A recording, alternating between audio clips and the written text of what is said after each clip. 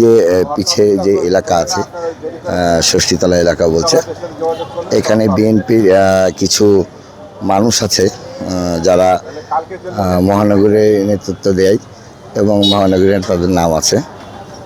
তারা এই নাম বলে কিংবা এই বিএনপির পার্টির ক্ষমতা দেখিয়ে দর্শকবিন্দু বিভিন্ন মানুষকে হয়রানি করে এবং নির্দিষ্ট মানুষের নাম আমি বলবো সেই দিনই যেই দিন আপনারা আমাকে কমেন্টে বলবেন আমি কার বিরুদ্ধে কথা বললাম। আসলে ঘটনা হচ্ছে যে এখানকার কিছু অসাধু বিএনপি বলেছি আপনাদেরকে আমার চ্যানেলে আবারও বলি, তারা সেই ব্যক্তি কিছু কিছু মানুষের একাধিক ডাকাতি মামলা দেয়, বিভিন্ন ক্যাটাগরি মামলা দেয়।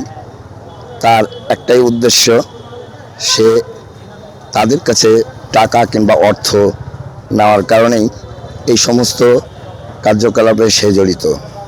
দর্শকবিন্দু, কিছু কিছু মানুষ নিরীহ আছে, একাধিক ডাকাতি মামলা দিয়েছে এই মানুষটা বিএনপির অজুহাত দেখিয়ে কিংবা সেন্ট্রাল মন্ত্রীর ঢাকা থেকে কিছু নেতৃবৃন্দের অজুহাত দিয়ে সে বিভিন্ন ক্যাটাগরির মামলা দেয়, ডাকাতি মামলা বেশি দেয়।